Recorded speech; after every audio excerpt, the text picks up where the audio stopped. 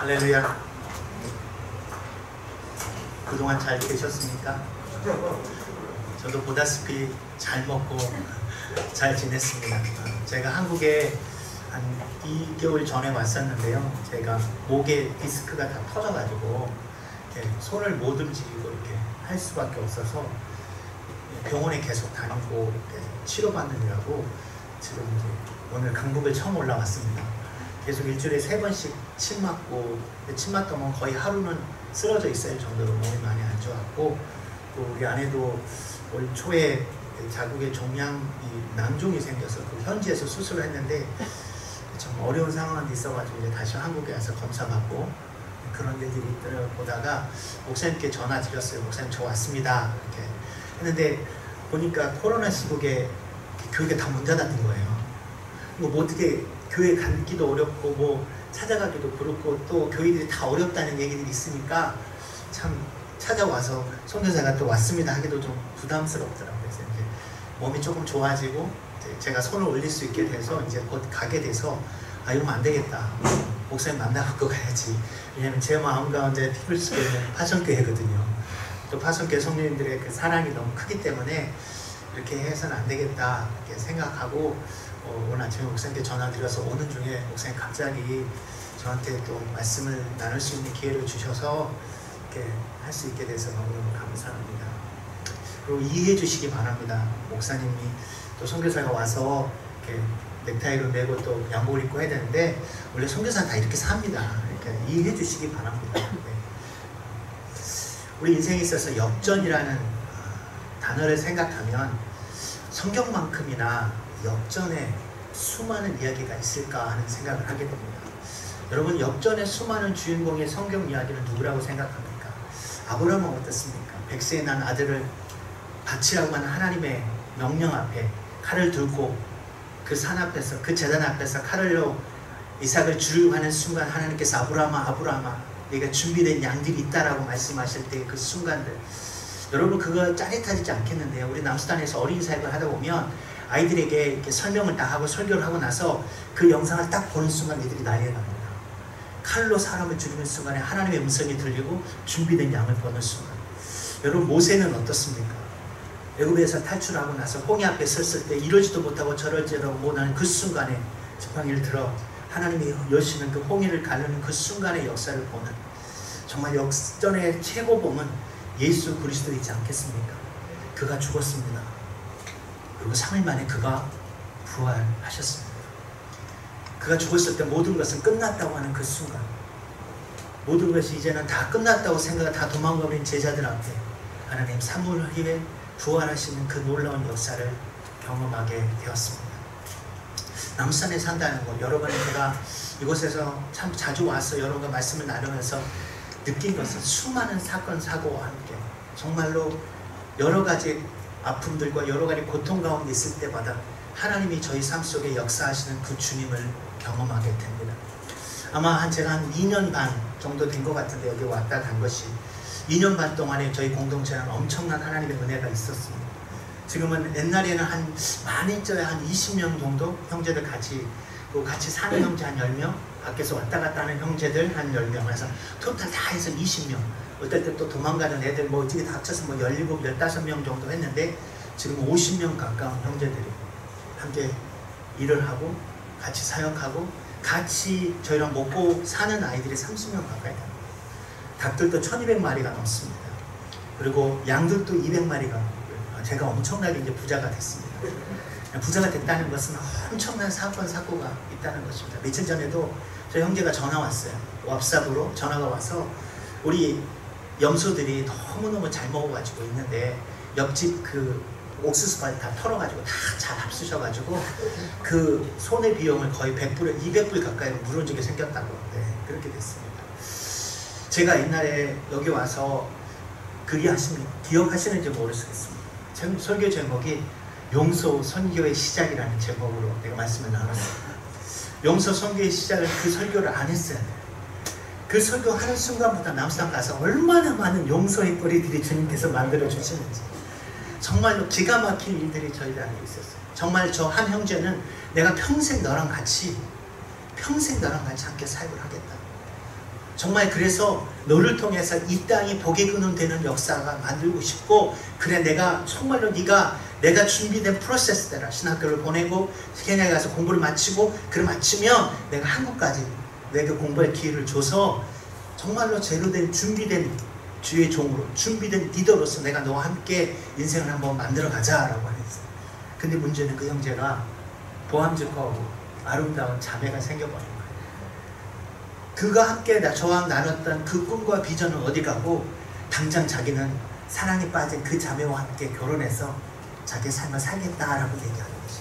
제가 설득하고 그럼에도 불구하고 너는 주를 위해서 주와 함께 그 일을 해야 돼라고 설득하고 해서, 이제는 내가 먼저 우간다에 가서 네가 케냐 갈 준비를 내가 할 테니까 2주 후에 네가 우간다로 와라 하고 제가 떠났어요. 여기서 케냐에서 갈 원서를 다 준비하고 쪽에는 선교사님들과 다 연락해서 이제 준비가 됐는데, 이제 오라고 했는데 문제가 생겼어요. 아니라 다를까 그 사촌 형이 저희 공동체에 재물을 맡고 있었어요. 사촌 동생이. 근데 그 사촌 동생을 꼬셔서 제 방에 문을 열고 우리 형제들 월급, 운영비, 그동안 계란판들 싹 해가지고 고향으로 도망가고 있어요. 도망가고 돈을 가져갔다고 하는 그 사실이 중요한 게 아니라, 그 형제가 처음 저한테 왔을 때 제가 참 어려운 순간에 함께 비전과 꿈을 나누고자 했던 그 순수한 형제가 저랑 살면서 하나님의 백성으로 서가는 것이 아니라 도둑놈이 되는 거예요. 나는 사람을 살리는 선교사가 아니고 사람을 도둑놈 만드는 선교사입니다.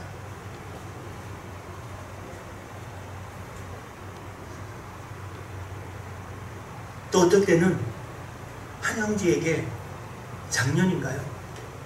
정말로 제 마음을 다해서 우간다에 유학을 보내기 위해서 정말로 마음을 다해서 경비를 다 준비하고 우간다에 보내려고 했을 때, 저희 마을에서 주바라고 하는 수도로 보냈는데, 수도를 딱 가는 순간 그 돈을 가지고 사라져버렸어요.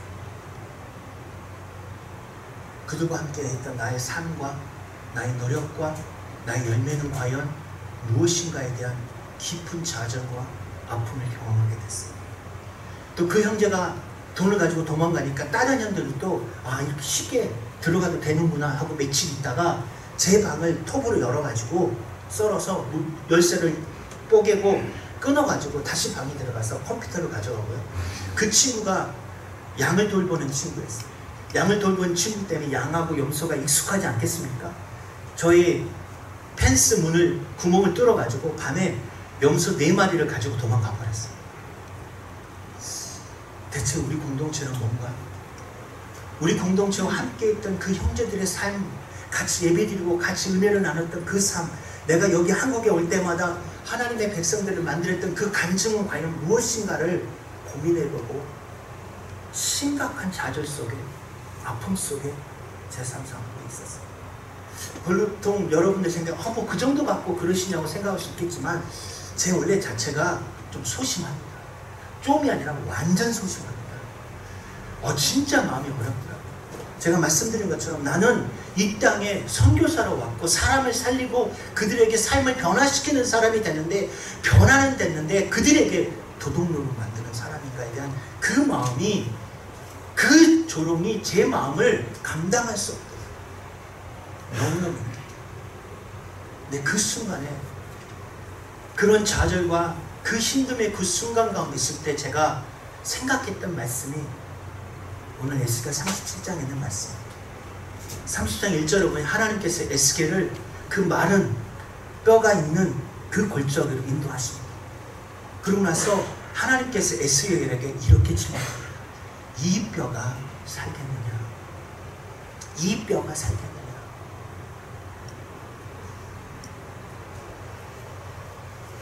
하나님께서 에스겔에게 이 뼈가 살겠느냐라고 물어봤을 때 그 물음이 과연 무엇일까? 11절에 보면 그 뼈들에 대해서 이렇게 말씀합니다. 이 뼈는 이스라엘 족속이다. 소망이 없고 멸절된 상황이다라고, 완전히 끝났다라는 상황입니다. 여러분 갈비탕 드셔보셨습니까? 갈비탕 좋아하십니까?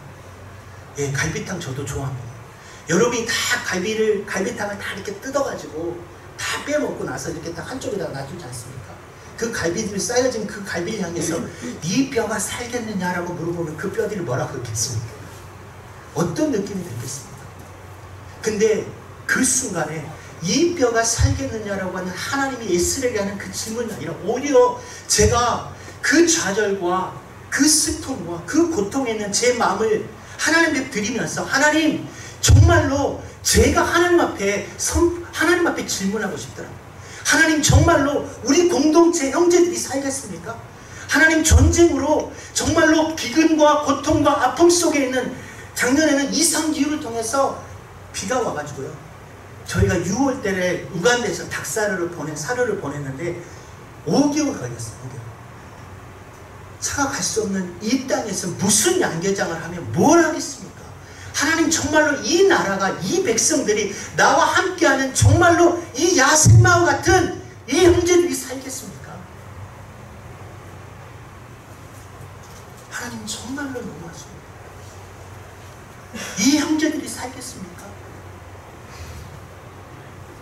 하나님 이 나라가 정말로 하나님 새로운 하나님의 나라로 우리가 기도하고 우리가 정말로 많은 분들이 이 남수 땅의 회복과 전쟁이 끝나고 기근이 끝나고 빈곤이 끝나는 하나님 그래서 정말로 영적인 제사장의 나라 전 세계 중에 오직 아랍어를 쓸 수 있는 이 백성들을 통해서 하나님 새로운 역사를 이루고자 하는 하나님의 역사가 이루어지겠습니다라고 하는 이 원망 섞인 질문 앞에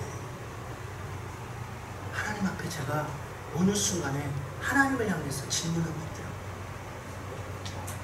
근데 그 순간에 하나님께서 저에게 이렇게 말씀하셨어요.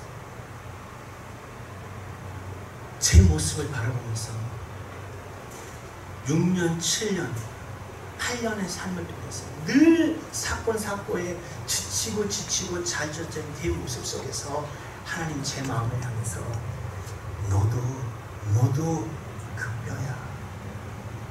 너도 말라버린 소망이 없고 멸절된 살았다 하나 정말로 죽어버린 감사가 없고 늘 일에 치여서 다람쥐 쳇바퀴 돌듯이 늘 그런 모습으로 살아가는 너의 모습, 나의 모습을 보여주셨어요. 그 말씀을 제 스스로에게 던져보면서 내 삶 속에 정말로 소망이 없고 멀절되어 있는 그 상황 속에서 하나님 제 마음 가운데 저 선교의 제 삶의 모습을 돌아보게 하셨어요. 내가 주인된 선교, 내가 내 보좌를 쌓고 내 중심적인 선교의 모습. 우리 형제들에게 돈을 주잖아요. 비즈니스 선교의 가장 최고의 단점과 어려움은 어느 순간에 내가 그 형제들에게 월급을 주고 그들의 삶의 모습 순간에 어느 순간에 내가 그 자리에 왕이 되었다. 내가 하고 싶은 대로 내가 명령한 대로 따라오는 그 형제들이 정말로 마음을 들여서 나에게 순종하는 것이 아니라 단지 돈 때문에. 그리고 저는 그 돈을 가지고 그 형제들을 함부로 했던 저의 모습을 하나님께서 보여주셨어요. 근데 그 순간 하나님께서 에스겔에게 하시는 그 말씀, 이 뼈가 살겠느냐고 하는 이 질문에 에스겔은 이렇게 말합니다. 주님이 하시지 않습니까? 주님이 하십니다. 이 말씀은 하나님, 저는 모르겠지만 하나님께서 이렇게 질문하고 물어보실 때에는 하나님의 분명한 소망과 하나님의 새로운 계획이 이 질문 가운데 새로운 역사가 준비되어질 줄 믿는다는 것입니다. 하나님께서 에스겔에서 이 뼈가 살겠느냐라고 하면, 야, 이 뼈가 살겠냐라고 그냥 그것은 끝나는 게 아니라, 예, 이건 끝났습니다, 완전히 멸절됐습니다, 소망이 없다라고 이 에스겔에게 컨펌을 받으려고 확인시키려고 하는 것이 아니라, 이 질문의 시작은 하나님께서 그 질문과 함께 이 말라버린 소망이 없는 이스라엘을 향하여 새로운 역사, 새로운 은혜, 새로운 역전을 준비하고 계신다는 것이 할렐루야. 다시 말하면 우리 인생 가운데 코로나로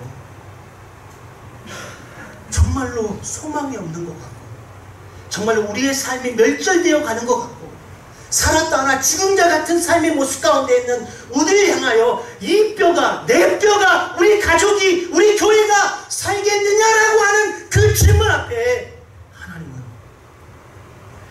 많은 분들이 얘기합니다. 포스트 코로나 이후에 많은 교회가 문을 닫을 거고, 성도들이 정말 이렇게 될 거고, 어렵게 될 거고, 더 어려워질 거라고 하는 이 질문 앞에 하나님은 새로운 하나님의 부흥과 회복을 우리 가운데 역사해 주실 줄 믿습니다. 5절과 6절을 보면 하나님께서 이렇게 말씀합니다. 주 여호와께서 이 뼈들에게 이같이 말씀하시기를 내가 생기를 너에게 들어가게 하느니 너희가 살리라. 이 뼈들이 살겠느냐라고 물어보시는 그 하나님이 에스라에게 다시 말합니다. 그 뼈들에게 선포하라고 말씀합니다. 이 뼈들이 이같이 말씀하시기를 내가 생기를 너에게 부르니 들어가게 하니 너희가 살리라. 너희 속에 생기를 넣으니 너희가 살아나. 너희 속에 생기를 넣으니 너희가 살이나. 또 너희가 여호와인 줄을 너희가 알리라 하셨다. 하나님께서 이 말씀을 통해서 저에게 특별히 깨닫게 해주시는 말씀이 있었어요. 뼈들에서 살아나는 그 역사의 과정 속에서 정말 우리가 제 삶 속에, 저희 공동체 안에, 저희 선교의 삶 속에서 하나님이 저에게 새롭게 깨닫게 해주시는 그 은혜가 있었어요. 그게 첫 번째가 뭐냐면 그 역전, 정말로 소망이 없고 멸절된 이 상황을 바꾸는 부흥과 회복을 일으키시는 그 역전의 주인공이 하나님 여호와시는 거죠. 내가 힘도 아니고 내 능도 아니고 오직 여호와의 신으로, 하나님의 능력으로, 하나님의 성령으로 이 모든 상황을 역전시켜 주시는 그분이 네가 아니고 나 여호와라고 말씀하십니다. 5절을 보면 이렇게 말씀합니다. 주 여호와께서 이 뼈들에게 이렇게 말씀하시기를 내가 생기를 너에게 들어가니 너희가 살리라. 아멘. 내가 너희가 살리라. 그 살게 하시는 그 새로운 역사의 주인공이 누가 그렇게 하느냐? 내가 여호와가 그렇게 하겠다는 것입니다. 두 번째는 뭐냐면 이 부흥과 회복 그 역전을 통해서 여호와 하나님이 누구이신지를 알게 하시겠다. 너희를 통해서 경험케 하시겠다고 말씀하십니다. 6절에 너희 속에 생기를 넣으니 너희가 살리라. 너희 속에 생기를 넣으니 너희가 살아나리라. 또 너희가 여호와인 줄을 너희가 알리라. 아멘. 11절에 또 내가 너희 속에 두어 너희가 살아나게 하고 내가 또 너희를 너희 고국 땅에 두리니 나 여호와가 이 일을 말하고 이런 줄을 너희가 알리라. 여호와의 말씀입니다. 아멘. 세 번째는 우리가 경험할 이 하나님의 부흥은 실제적이고 구체적인 과정을 통해서 이루어진다는 것이에요. 너희가 살리라라고 막연하게 선포로 끝나는 것이 아니라 본문에 보면 힘줄을 두고 살이 붙고 가죽이 덮어지고 그리고 생기를 불어넣음으로써 그가 살아나고 새로운 하나님의 군대가 되어지는 그 과정을 하나님께서 경험하게 해주신다. 갑자기 마술처럼 죽었던 뼈들이 갑자기 확 붙이는 것이 아니라 구체적인 살이 힘줄이 덮고 살이 붙고 가죽이 덮고 그 생기가 부어지는 그 과정들을 통해서 하나님이 하나님 되심을 우리 가운데 말씀해 주신다는 것입니다. 제가 그때 다시 남수산으로 들어갔어요. 하는데 너무너무 힘들어요.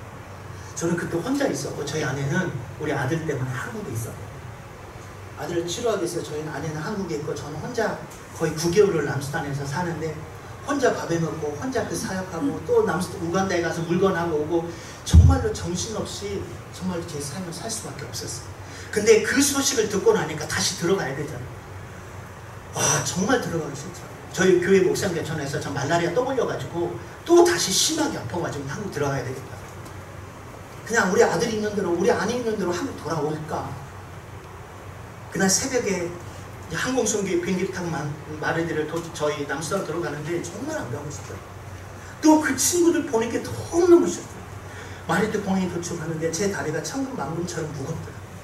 그래서 그러고 나서 도착해서 저희 마리트로 들어갔는데 문을 열고 딱 보는 순간에 그 아이들이 그 제 방에서 어떻게 행동하는 걸 보니까 너무너무 마음이 뭐 할 수가 없어요.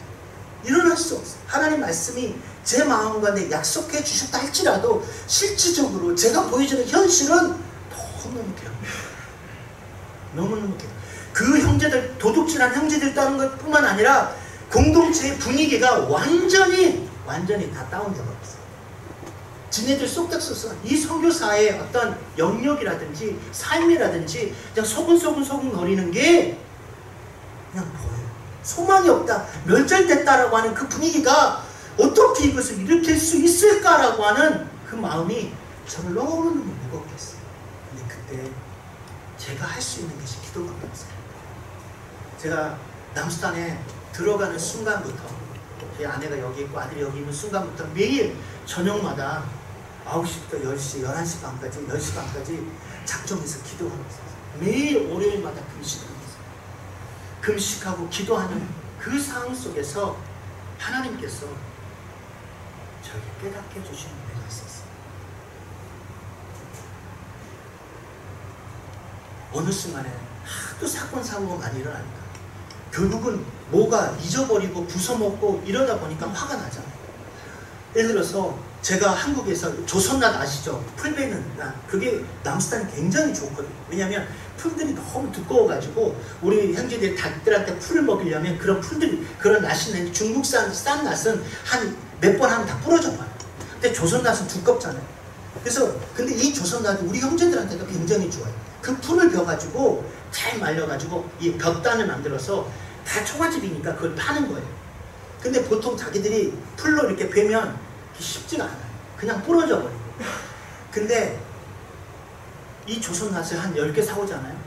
그러면 2주 안에 2개 남고 8개 다 도망가요. 다 도둑질하고 없어져요. 어떻게 하냐면 하도 이제 제가 심하게 하니까 직접 밖에를 못 나가고 일하다가 밖으로 던져. 밖으로 던져가지고 뭐죠? 퇴근할 때 다 가져가요. 그부터 시작해서 비계 사오면 그렇게 설명해도 그냥 부숴먹는 거예요. 이번에 뿅아리 1000마리 갖고 왔는데요. 뿅아리 1000마리 그렇게 어려운 가운데 뿅아리 갖고 제가 어떻게 뿅아리 관리해야 된다 다 가르쳤잖아요. 근데 깜빡 잊어버리고 저희가 뿅아리한테 효소 주잖아요. 그 물을 섞어가지고 건강하게 하기 위해서. 그 효소를 뿅아리한테 주는 양과 어린들한테 주는 양이 다르잖아요. 그죠? 어린아이들, 유아 아이들한테 그 막 태어난 깐난이한테 주는 우유양과 분유양과 어른들이 먹는 양이 다른데 이 왼수가 어른들한테 먹일 양을 뿅아리한테 섞어갖고 준 거예요. 그럼 어떻게 하겠어요? 뿅아리가 그 다음부터 설사해가지고 100마리, 200마리 매일 죽어가는 거예요. 그게 다 동이잖아요. 사료가요, 배합률이 있어요. 옥수수는 얼마 몇 %? 그 다음에 동물질, 단백질 뭐 이런 거 다 있거든요. 다 설명하고 라이팅 다 해서 기록해서 다 주면 지 마음대로 다 해봐요. 그러니까 어떻게 해요? 산란율이 확 떨어지는 거예요. 산란율이 떨어지면 가서 컨펌이 어떻게 섞었는지를 보면 정확하게 알아요. 제대로 섞이지 않았다. 사료는 가는데 계란을 못 나오면 다 손해잖아요. 얼마나 화가 나요. 짜증이 나요. 그냥 화내죠. 저한테도. 또 성질이 제가 워낙 더 더럽잖아요. 제 아내는 알 거예요. 근데 그날 밤에요. 저도 나름대로 선교사가 목사이기 때문에 애들이 야단치고 나면 내 마음이 어렵잖아요. 잠을 잘 수 없잖아요. 근데 그 밤에 잠을 잘 수 없어서 유튜브 절을 한 순간에 딱 앉아있는데 하나님 저한테 말씀해요. 그만해라. 그 형제들 존경해라. 그 형제들은 사랑의 대상이 아니고 불쌍하고 어려워서 네가 그 영혼들을 사랑해야 할 대상이 아니라 그걸 넘어서 그들은 존귀하고 귀한 자이기 때문에 그들은 존경의 대상이라고 해요. 그들 흥분하지 마라. 네가 뭔가를 잘못 생각했다. 나는 너를 통해서 그들을 복음을 전한 게 아니라 나는 그들을 통해서 너에게 예수 그리스도가 누구인지를 가르친다. 네가 위에서 그들을 보면서 그들의 삶을 가리키는 게 아니라 내가 그를 통해서 가리킨다. 그들은 존경의 대상. 그렇게 말씀하고 나서 제 마음이 편했겠어요. 사건은 계속적으로 일어나잖아요. 근데 계속 사고 날 때마다 한 100불 정도 손해보면 제가 그들한테 짜증내고 화내면 300불, 500불같이 손해나게 하죠. 이제는 돈이 무서워서 이제는 함부로 야단을 못 치겠어요. 그러고 나서 또 다른 일이 있었어요. 저희가 재작년 작년에 여기도 그렇지만 남수단데 이상 기후로 인해서 건기가 점점점 길어져요. 씨앗을 뿌릴 수 있는 시간이 점점 줄어들어요. 그래도 하나님 은혜로 정말로 어렵게 씨앗을 뿌려서 다 준비가 끝나니까 우리 형님께 수고했다고 또 감사하는 마음으로 하나님께 기도하고 예배드리고 형들과 함께 양 2마리를 잡아서 형들은 먹었어요. 양이 2마리 먹는데 보통 우리 형제들 고기를 일주일에 한 번 먹이는데 비싸니까 그렇게 많이 못 줘요. 한 이 정도 사이즈로 잘라가지고 애들 먹는 것도 고기 먹는 게 쉽지 않아서 너무너무 좋아해요. 근데 그날은 양 2마리 잡았어요. 수고했다고. 제가 큰 밥 먹어요. 그러고 나서 양 2마리 잡고 애들한테 그랬어요. 한 이틀은 3일은 먹을 수 있겠지. 애들이 걱정하지 말라고. 이거 3일은 먹을 수 있다고. 아니라 다를까 하루에 다 먹어버렸어요. 내가 먹어볼 때 알았어요. 이렇게 한 손으로 찝어서 찢어 먹는 게 아니라 두 손으로 뼈다귀를 잡고 뜯어 먹더라고요. 근데 그 다음날 보통 우리가 새벽기도 끝나고 나면 청소를 하잖아요. 정리를 하잖아요. 우리 찬양을 틀어놓거든요. 보통 때는 그냥 쓸어요. 찬양이 있든 말든 이렇게 하던 애들이 찬양하면서 춤추면서 춤을 추는 거예요. 왜? 백단지가 따뜻하니까 너무 좋으니까 춤을 추는 거예요. 제가 그때 알았어요. 깨달았어요. 선교는 저희를 춤추게 해주는 게 선교. 말씀으로 먹여서 배불리고 영적으로 잘 미기는 것뿐만 아니라 육적으로도 잘 먹여서 그들을 행복하게 해서 춤추게 하는 것이 선교라는 것이에요. 그러면 그 과정 속에서 제 생각이 바뀌었잖아요. 애들에 대한 태도가 조금씩 그들을 인격적으로 존중하고. 선교사가 원래 제가 좀 떨어져서 그래요. 다른 분들은 다 잘하세요. 그들을 인격적으로 존중하고 그들의 필요를 채워주고 그들을 춤추게 하기 시작하니까요. 보통 예배 끝나면 정말로 기계적으로 다 떠버리는데요. 어느 날 천회를 예배 드리는데요. 저도 설교하고 기도하고 보통 제가 한 30분 이상 앉아서 기도하는데 애들이 안 가요. 다 저 옆에서 뒤에서 기도하고 있어요. 그럼 제가 너무 피곤해서 제가 뜨면 나가겠지 했는데 그날은 기도하고 찬양하고 기도하는 찬양. 보통 7시, 8시쯤 시험 9시 만에 끝나는데 그날은 10시, 11시 넘어서까지 기도하고 찬양하고 춤추고 나는데 공동체나 그들이 마음을 열기 시작하면 그들이 말씀 듣기 시작하고 그들의 기도의 삶의 모습들이 바뀌기 시작하네요. 계란은요. 지금 시간이 얼마 안 남았는데 계란은 어떻겠어요? 힘들게 사료를 준비해서 닭들을 먹이는데 계란이 안 나와요. 또 다시 붙잡아 놓고 한 마리 놓고 기도할 수는 없는 상황이고. 근데 제가 레일이 있다가 옛날에 우리 목사님 같이 레일이 공부했잖아요. 레일의 핵심은 피더라고요. 제사잖아요. 근데 피가 딱 생각나는데 옛날 우리가 양계 세미나 배울 때 단백질, 동물적 단백질이 없으면 피를 어떻게 사용하라는 게 딱 갑자기 생각이 난 거예요. 우리 동네 가보니까 손을 잡을 때 피를 거의 땅에다 버리는 거예요. 아무도 피를 잘 안 먹어요. 근데 또 미친놈은 된 거죠. 저는 우리 동네에서 미친놈이 남이 안 하는 거 하기 때문에 비정상적인 것들을 하기 때문에 또 피를 사는 거예요. 그것도 돈 주고.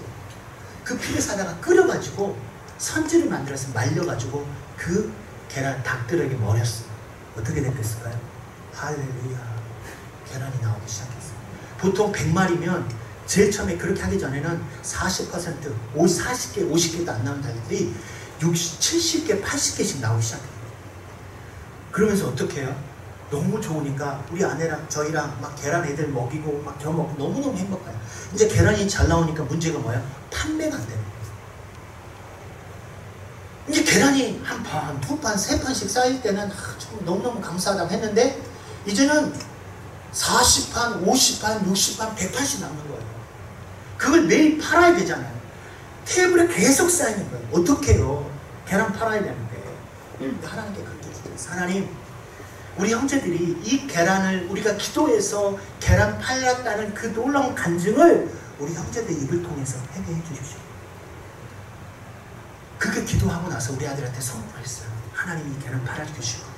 그리고 너희 입을 통해서 하나님이 하셨다라고 고백하게 하실 거다. 그 주에요, 우리 마르디에 그 주변에 있는 5개 도지사가 모여가지고 UN 디렉터하고 UN 전체 책임자하고 우리 동네, 우리 마리디라는 이곳에서 평화협정 후에, 내전이 끝난 후에 이 전체 이 평화를 어떻게 유지할 것인가 이런 회의를 저희 마을에서 거의 한 100명 이상의 사람들이 모여서 온 거예요. 거의 200명. 그 경호원들 따지고 보면 거의 200명, 250명이 저희 마을에 들어온 거예요. 근데 그날 기도하고 나서 오후에 전화가 왔어요. 우리가 잘 몰랐거든요. 헬기가 뛰어다니고 뭐가고 또 뭔 일 났나 보다 생각했는데 그 회의를 한다는데 그 회의 담당하는 그 손님들을 호스트하는 책임자가 저희한테 전화 왔어요. 계란 50판만 달라고. 그 손님들 먹여야 되니까 100판 남아있었거든요. 50판 그 다음 아침에 싹 다 가져갔어요. 그럼 얼마 남아요? 50판 남아요. 그리고 이분들이 계란을 먹어봤잖아요. 보통 우간다, 우리 남산은 다 우간다에서 온 썩은 계란, 냄새 확 퍼프고 비린내 확 나는 그 계란도 없어서 못 먹은 동네니까. 근데 이 신선하고 오가닉, 이 건강한 이 계란을 먹으니까 사람들 어떻게 해요? 이 계란 어디서 났냐고. 이 계란 어디서 났냐고. 아, 저기에 그 뚱뚱한 한국 사람이 있다고. 거기서 양계장하고 있다고. 이 사람들이 컨퍼런스 2박 3일 끝나고 다 차로 비행기를 타고 나가는데 우리 양계장에 와서 그 계란 좀 사가겠다고. 30판을 사가버리네. 할렐루야. 그리고 이 사람들이 계란 갖고 갔잖아요. 계란 갖고 가 자기 집에 가서 이 계란을 먹고 동네 친구들한테 이 계란을 안 해주니까 이 계란 어디서 났냐고. 오, 이 마르디 가면 계란이 있다고. 그리고 그 장사하는 사람들이 저희한테 전화 와요. 내가 너네들 계란 있다고 하는데 어떻게 계란 이렇게 사냐고. 매주 100판씩 사가겠다고. 할렐루야. 계란 판 게 중요한 게 아니라요. 하나님께서 우리 기도를 응답해 주셨고 하루에요, 지금까지 양계장 하면서 계란 많이 팔아봤자 5만원 이상 팔아온 적이 없어요. 근데 그날 그 기간 동안 계란 70만원어치 팔았어요. 그러면서 우리 형제들이 눈물 띄져버렸어요. 돈이 보이잖아요. 돈이 보이는 게 중요한 게 아니라 하나님이 그들의 삶을 통해서 그렇게 목사님이 선교사가 말했던 자립이란 이 자립의 은혜, 자립의 눈을 뜨기 시작했어요. 아, 그냥 나는 일하면 되지 아니라 이걸 통해서 우리도 자립할 수 있겠다라고 하는 소망을 그 형제들이 가지게 됐다는 거예요. 할렐루야. 그래서 지금은요, 제가 아무 말이에요. 매일 저희한테 감사한 건 이제는 남수단이 조금 조용해져서 올해부터 인터넷이 돼요. 할렐루야. 할렐루야. 그래서 형제들이 매일 저한테 보고서 한 장, 관리팀, 재무팀, 양계장팀, 목축팀, 농사팀이 다 보고서 딱 한 장에 모든 그 상황들 다 저한테 보고하고 세배도 끝나면 저한테 전화 와요. 근데 며칠 전에도 100판, 한 120판 남았더라고요. 야, 어떻게 할 거냐, 120판. 파스타 걱정하지 말라고 다 해서 그 다음날 60판 가져가고 그 다음날 다 판다. 할렐루야. 여러분, 저희 가정이 어려움 아시잖아요. 저희 기도 제목 아시잖아요. 사모님 그죠?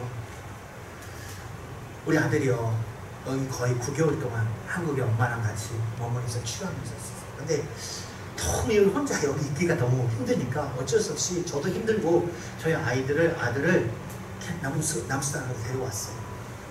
근데 그 전에 제가 말씀드린 것처럼 우리 아들 놔두고 나서 남수단 저 혼자 있으면서 매일 밤마다 아들 위해서 기도를 했어요. 어쩔 때는 아들 생각하면 억장이 무너지고 찬양도 안 나오고 기도도 안 되고 그럴 때마다 그냥 찬양을 들었어요. 근데 하나님께서 그 기도하는 순간에 저에게 주신 말씀이 있었어요. 그 말씀이 뭐냐면 10편 30편 11절에 11절 내 슬픔이 변하여 내 춤이 되게 하시며 내 뱃옷을 벗겨서 기쁨에 띄우셨다. 이는 잠잠하지 아니하고 내 영광으로 주를 찬송케 하시니 나 여호와 나의 하나님이여 내가 주께 영원히 감사하리로다. 하나님, 내 마음이요, 우리 아들 생각할 때마다 너무 슬픈데 하나님 저에게 말씀, 너 슬픔이 변하여 춤이 되게 하시고, 하나님 내가 정말로 상복을 입은 것처럼 내가 너무너무 좌절되고 너무너무 고통스러운데 하나님께서 내 겉옷을 벗겨서 기쁨이 띠띠우시도다. 이는 내가 잠잠하지 아니하고 내 영광으로 주를 찬송케 하신 하나님, 내가 영원히 주께 감사하게 하시겠다. 이게 하나님의 약속을 믿고 기도하고 그렇게 살았어요. 근데 우리 아들을 딱 우간다 공항에서 만나는데 제 고향 말로 웜에 우리 아들이 대체 이 9개월 동안 뭘 쳐먹었는지, 분명히 저랑 있을 때는 한 100kg 정도 되는 거예요. 딱 우간다 공항에 가니 거의 얼굴이 저보다 더 아니 거의 130kg가 넘는 거예요. 뭐 약 때문에 있고 뭐 이것 때문에 있고 뭐 이럴 수도 있겠지만 아들을 보는 순간 정말 억장이 무너지는 것 같아요. 어떻게 해야 되나 잘 모르겠다. 그래서 우리 아들을 보면서 우리 아들 딱 껴안아 주면서 그래서 남수단을 데리고 갔어요. 걱정 반, 근심 반, 괴로움 반. 왜냐면 옛날에 애가 남수단에 왔을 때 방학 동안에 참 힘들었거든요. 괴로웠거든요. 왜냐면 뭐 제대로 먹을 것도 없고 전기도 없고 하는데 재작년에 우리 아들 없는 동안에 제가 쏠다 달았어요. 전기가 문명의 삶을 시작하기 시작했어요. 전기가 있잖아요. 그리고 제가 우리 아내 온다고 선물로 냉장고 하나를 샀어요. 전기 있으니까. 할렐루야. 그래서 시원한 물을 먹을 수가 있어요. 그리고 어떤 분은 에어컨 그러는데 할렐루야, 드디어 선풍기를 틀고 잘 수가 있어요. 한 2시쯤 선풍기가 전기가 약이 떨어져서 끊었긴 하지만 선풍기가 있잖아요. 우리 아들이 물 만난 제비가 된 거예요. 편하잖아요. 냉장고 있잖아요. 그리고 엄마 아빠가 옛날에 비해서 처음 사역했을 때 초창기보다 지금은 계란도 있지, 닭도 있지, 뭐가 있지, 형제들도 꽤 있습니다. 그래서 형제들 뭐 제가 항상 뭐 그 버리시고 남 주겠습니다. 또 얘들 야단치고 나면 또 밤에 가가지고 우리 아들이 야, 너는 한 몇 년 우리 아빠 야단 맞고 그렇게 힘드냐? 나는 20년 동안 저 돼지 야단 맞고 살았다. 저 꼴통 소리 들으면서 내가 살았다. 그 형제들 위로하고요, 격려하고요. 근데 저희 마을에서 그때도 또 유전자가 터져가지고 거의 30명이 죽었어요. 한 7명이 거의 마을에 병원도 아닌 곳에 이제 실려와 있는 거예요. 근데 우리 아들이 그 소식을 듣고 한번 가보고 싶다는 거예요. 어느 정도 상황인지. 근데 그 가보고 싶은 이유가 대체 뭐냐? 거기 가봤자 냄새도 나고 환경이 너무 안 좋다. 하지 말라고. 아니, 가야 되겠다. 왜? 첫 번째 이유, 내가 그곳에 가서 경험을 해가지고 간증문을 만들어야 되지 않겠냐고. 그리고 그 간증문 만들어서 한국에 와가지고 간증하고 그 간증문을 내가 좀 써먹어야 된다. 두 번째, 또 하나는 내가 정말로 간호학과를 공부하고 있는데 이 적성이 나한테 맞는지 한번 확인해보고 싶다고. 근데요, 한 4일 동안 그곳에서 봉사했는데 제가 가보니까 기가 막힌 건요, 다 흑인이잖아요. 우리 아들만 외국인이잖아요. 그러니까 이 환자들이고 보호자들이 우리 아들만 부르는 거야. 왜? 걔가 의사인 줄 알고, 외국에서 온 의사인 줄 알고 다 걔만 불러서 열심히 그 벗겨진 피부 다 씻어주고 이렇게 소독해주고 있더라고요. 근데 우리 아들이 저랑 이제 끝나고 에어 앰뷸런스, 적시소에서 운영하는 에어 앰뷸런스 통해가지고 그 환자들 다 이제 수도로 보내면서 공항에서 저랑 저희 집으로 가는 길에 차 타면서 얘기하더라고요. 차를 타고 오는데 아빠, 내가 간호학과 해가지고 빨리 영주권 미국에서 영주권 받고 돈 벌어가지고 내가 한번 살아보려고 했는데 내가 이렇게 해서 그 사람들이 나를 보는 거, 나를 이렇게 도움을 요청하는 걸 보면서 이 필요한 자들, 나의 도움이 필요한 자들 위해서 내 인생을 드리는 것도 나쁘지 않을 것 같아. 그러면서 걔가요, 그가 남산에서 살았던 그 이야기를 가지고 학교에 돌아갔어요. 돌아가서 저 형편에 뭐 등록금이고 뭐고 쉽지 않잖아요. 미국에 있는 큰 한인교회들이 선교사를 위한 선교사 자녀들 장학금이 있더라고요. 거기다가 다 간증문 써가지고 남수단에 있는 자기가 살았던 얘기 다 써가지고 장학금을 신청했는데 작년에요, 장학금을 7,000불을 받았어요. 7,000달러. 일곱 교회가 우리 아이의 간증문에 은혜 받아가지고 장학금. 어떤 교회에서는 이 아이가 그 장학금 선교위원회의 규정에 안 맞아. 근데 그 우리 아이 장학금을 그 간증문을 읽어본 한 권사님이 탈락이 됐어도 이 아이는 내가 개인적으로 장학금 주겠다. 할렐루야. 더 감사한 건 우리 아들 자랑이 아니고요. 이 아들이 간호학과가 프리 너싱과 메인 간호학과도 2년 단위로 기초 과목을 하고요. 그 시험을 패스한 본과로 가요. 작년에 올해 시험을 다 마치고 그 우리 아이가 본과 간호학과로 들어갔어요.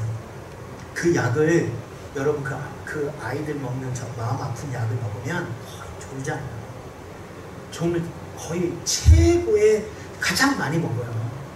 거의 잘 수밖에 없는 상황에서 그럼에도 불구하고 그 애가 시험 보고 그 모든 과정을 패스하고 합격하고 지금 본과에 들어갔어요.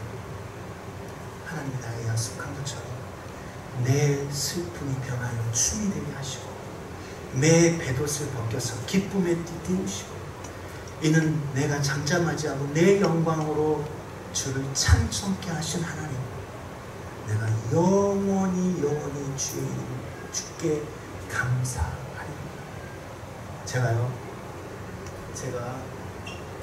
제가 기도하다가요, 저희 아내가 제가 남산을 떠나면서 핸드폰에다가 찬양을 하나 이렇게 넣어줬어요. 여보, 힘들 때 기도하면서 이 찬양 들으면서 버텨. 이 찬양 있으면서 버텨. 근데 그때 그 둘은 앉아 있는데요, 하나님이 이 찬양을 들으면서 기도하기가 너무 힘들고 아이들 속삭이고 우리 아들 보고 싶고 우리 아내 보고 싶고 혼자 밥해 먹고 정말 이 어려운 땅에서 혼자 살아가는 게 쉽지가 않아요. 그때 제 9개월 동안에 제 몸이 다 망가져 버렸어요. 작년에 있는데요, 제 몸이 이렇게 누워있고 잠을 자잖아요. 식은땀이 매트리스가 젖어서 매트리스가 그 젖은 매트리스가 곰팡이가 나는 거예요. 너무너무 어려웠어요. 근데 그때 하나님께서 이 찬양을 들으면서 이 찬양의 가사 가운데 하나님 이렇게 말씀하십니다. 기도를 멈추지 마라. 내 앞에 상황이 마음을 눌러도 원망치 마라. 너의 입을 지키라고. 저들은 너의 입을 보고 있다고. 마음을 뺏기지 마라. 내가 너를 도와주지 않는다는 소리에 너의 모든 게 모든 상황이 다 불리해도 너의 기도를 계속하라고. 너 기도를 멈추지 마라. 내가 너의 모든 상황을 바로 역전시켜 주리니 너의 기도를 멈추지 마라. 내가 잠시도 쉬지 않고 모든 것을 지켜보고 있으니 바로 역전드리라고. 저들이 힘이 너를 압도해도, 저들이 힘이 너의 숨을 조여도 너는 보리라. 기도의 능력을 내가 역전시키니.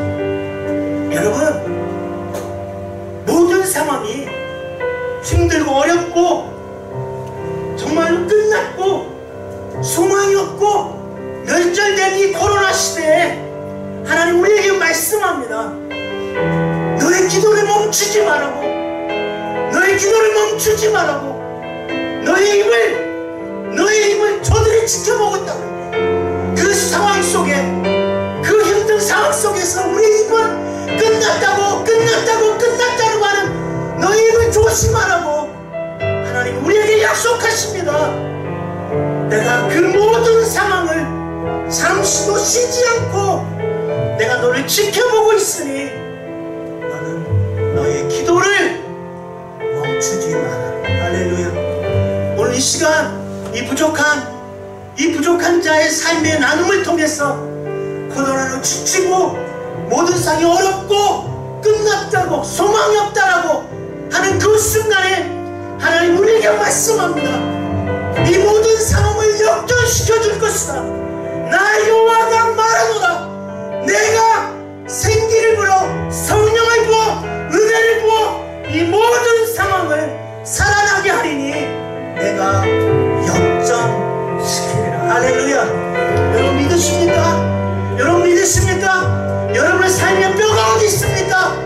잘라버린 뼈, 그 뼈가 여러분의 가정입니까? 여러분의 재정 상태입니까? 여러분의 교회입니까? 여러분의 직장입니까? 오늘 주님이 오히려 연약한 자를 통하여 말씀합니다. 너의 기도를 멈추지 마라. 너의 기도를 멈추지 마라. 내가 역전시키리라. 할렐루야. 믿으십시다. 믿음으로 고백하십시다. 주님이 결코 여러분을 그냥 포기하지 않을 것입니다. 주님의 회복을 믿고, 주님의 부흥을 믿고, 주님의 역전을 믿고 주님 앞에 나아가십시다. 할렐루야. 우리 한번 이 찬양 같이 함께 하면서 두 손을 꽉 쥐고, 주님 그렇습니다. 기도를 멈추지 않을 것입니다. 주의 음성으로 고백하십시다.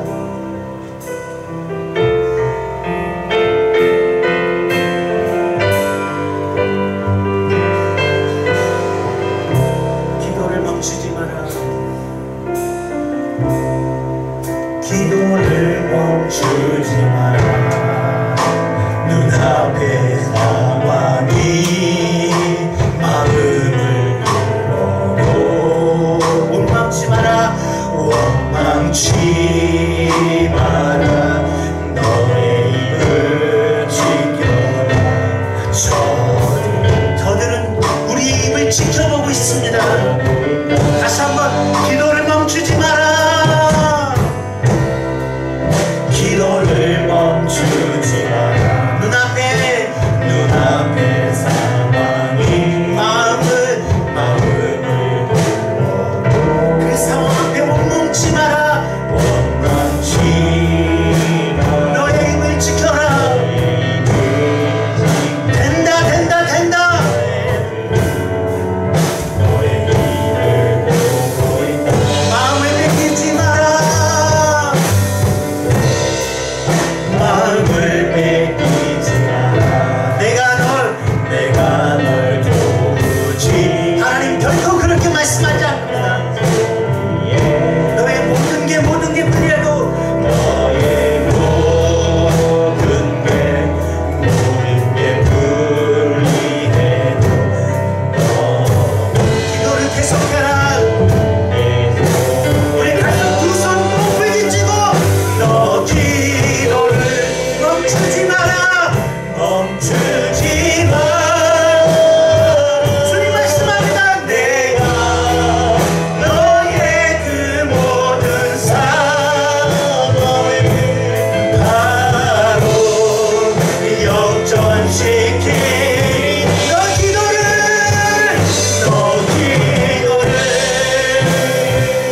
멈추지 마. 아멘. 내가 잠시도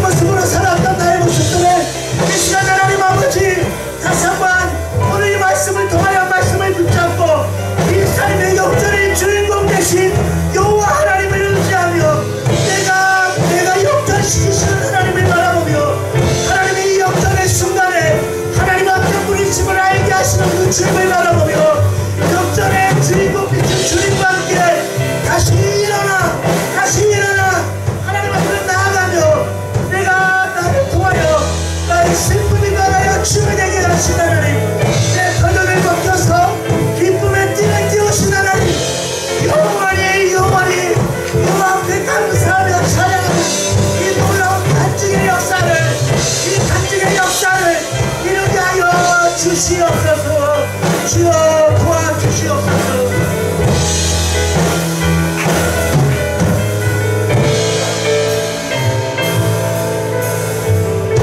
주께서 내 슬픔이 변하여 내게 춤이 되게 하시며 나의 배도릇을 벗기고 기쁨으로 띠띠우셨나이다. 이는 잠잠하지 아니하고 내 영광으로 주를 찬송케 하심이니 여호와 나의 하나님이여 내가 주께 영원히 감사하리로다. 이 역전의 주인공 되신 하나님을 의지하며 하나님, 내가 이제 하나님 절망과 수모이 없고 멸절된 이 뼈와 같은 마른 뼈와 같은 살았다나 죽은 자의 모습으로 살았던 이 삶에 코로나를 핑계대며 내가 정말로 말라 비틀어버린 아무런 무능력한 이 영적인 내 삶에 소망의 회복의 주인공이신 주님이 다시 내가 너희를 살게 하리라. 내가 너희를 역전시키리라. 너는 너의 기도를 멈추지 마라 하셨기에 하나님, 내가 약속드립니다. 내가 작정합니다. 나의 기도를 멈추지 않을 것입니다. 성령이여 임하여 주시옵소서. 성령이여 역사하여 주옵소서. 하나님, 나의 이 말라버린 소망이 없는 나의 영혼과 내 가정과 내 교회와 이 땅 위에, 이 나라 위에, 이 세계 위에 하나님 새로운 성령의 은혜를 기름 부어 주옵소서.